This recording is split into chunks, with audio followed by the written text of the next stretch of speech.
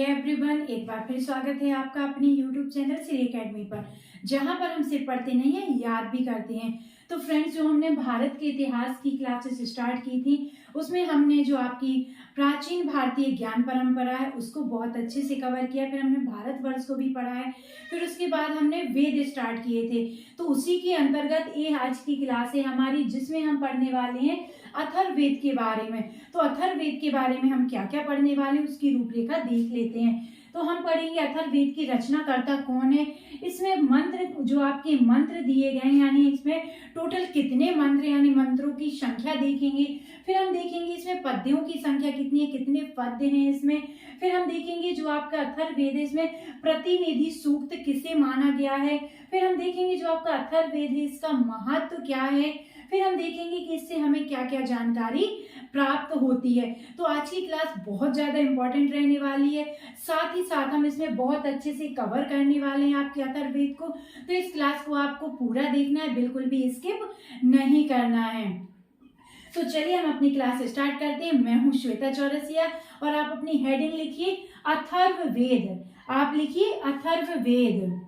आपको नोट्स जरूर बनाने हैं। अब हम इसमें देखेंगे जो आपकी अथर्ववेद है इसकी रचनाकर्ता कौन है, अथर्ववेद की रचना किसने की थी। तो आपको याद रखना है अथर्वा ऋषि ने इसकी रचना की थी, इसीलिए इनके नाम पर इस वेद का नाम पड़ा अथर्ववेद। आपको याद रखना है इन्हीं के नाम से अथर्ववेद, अथर्व से आपको याद रखना है कि अथर्वा ऋषि के द्वारा इसकी रचना की गई थी। अगर हम अथर्ववेद में मंत्रों की संख्या देखें, आपके टोटल मंत्र कितने हैं, तो आपको याद रखना है 731 इसमें टोटल मंत्र हैं। अगर हम पद्य देखें तो आपको इसमें याद रखना है इसमें टोटल 6000 पद्य हैं। कितने? 6000 टोटल इसमें पद्य हैं। अगर हम देखें कि इसका प्रतिनिधि सूक्त किसे माना गया है, तो आपको याद रखना है पृथ्वी सूक्त। क्या? पृथ्वी सूक्त। पृथ्वी सूक्त को अथर्ववेद का प्रतिनिधि सूक्त माना गया है। आपके एग्जाम में क्वेश्चन बन जाए वह कौन सा सूक्त है जिसे अथर्ववेद का प्रतिनिधि सूक्त माना गया है, तो आपको याद रखना है पृथ्वी सूक्त को आपके अथर्ववेद का प्रतिनिधि सूक्त माना गया है। ठीक है, अब हम देखते हैं कि इसका महत्व किस दृष्टि से है। तो आपको याद रखना है ऐतिहासिक दृष्टि से अथर्ववेद का महत्व इस बात से है क्योंकि इसमें आपको याद रखना है इसमें सामान्य मनुष्यों के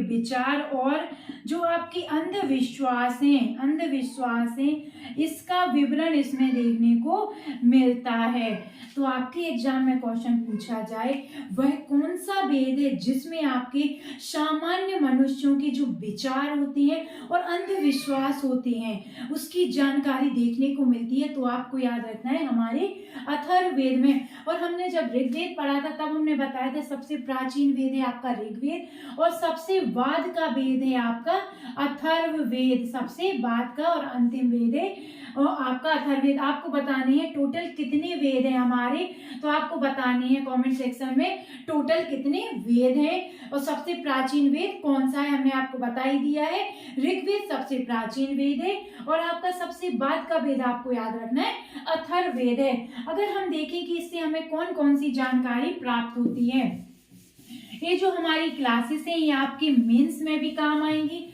और प्री के लिए तो है ही, इसलिए आपको नोट्स जरूर बनाते जाना है। अथर्ववेद में आपको देखना है कि जो इससे हमें कौन कौन सी जानकारी प्राप्त होती है, इससे कौन कौन सी जानकारी हमें प्राप्त होती है। तो सबसे पहला तो आपको याद रखना है जो आपकी अथर्ववेद है इससे हमें जानकारी प्राप्त होती है कि इसमें क्या बताया गया है, एक कन्या जो होती है कन्या के जन्म की निंदा करता है। वह कौन सा वेद है जिसमें कन्या के जन्म की निंदा की गई है, तो आपको याद रखना है अथर्ववेद जो है वो कन्याओं के जन्म की निंदा करता है। दूसरा आपको याद रखना है इसमें क्या जानकारी देखने को मिलती है, तो दूसरा इसमें रखना है इसमें बताया गया है जो आपकी सभा व समिति है, सभा एवं समिति को प्रजापति की 2 पुत्रियां कहा गया है, 2 पुत्रियां कहा गया है वह कौन सा वेद है जिसमें सभा एवं समिति को प्रजापति की दो पुत्रियां कहा गया है। आपको याद रखने आपके अथर्ववेद में कन्याओं की जन्म की निंदा की गई है, आपको याद रखना है। अगली जानकारी इसमें याद रखना है, इसमें मानव जीवन के, आप लिखिए इसमें मानव जीवन के सभी पक्षों, मानव जीवन के सभी पक्षों, गृह निर्माण, पक्ष कौन कौन से, तो आपको याद रखना है गृह निर्माण, कृषि की उन्नति, पक्ष आपको याद रखना है गृह निर्माण, कृषि की उन्नति, इन सब का इसमें क्या दिया गया है, विवरण दिया गया है। अगली आपको जानकारी इसमें याद रखनी है, इसमें बताया गया है जो व्यापारिक मार्ग हैं आपके, व्यापारिक मार्गों का गाहन का संबंध किससे है, तो आपको याद रखना है खोज से है। इसमें व्यापारिक मार्गों की खोज बताई गई है। साथ ही साथ इसमें आपको याद रखना है इसमें वशीकरण, इसमें आपको याद रखना है वशीकरण, फिर आपको याद रखना है इसमें रोग निवारण। इसके पहले हमने आपको बताया था इसमें अंधविश्वास भी देखने मिलते हैं, तो अंधविश्वास, साथ ही साथ इसमें आपको याद रखना है इसमें साप हो गया, प्रायश्चित हो गया, साप प्रायश्चित आदि का विवरण देखने को मिलता है आपके अथर्ववेद में, आपको याद रखना है। साथ ही साथ इसमें आपको याद रखना है इसमें और क्या देखने को मिलता है, तो इसमें आपको देखने को मिलता है, आप लिखिए इसमें देखने को मिलता है इसमें आयुर्वेद, जो आपका आयुर्वेद है उसके जीवन के विज्ञान का उल्लेख देखने को मिलता है। यानी जो आपका आयुर्वेद है, आयुर्वेद अर्थात जीवन के विज्ञान का उल्लेख इसमें देखने को मिलता है।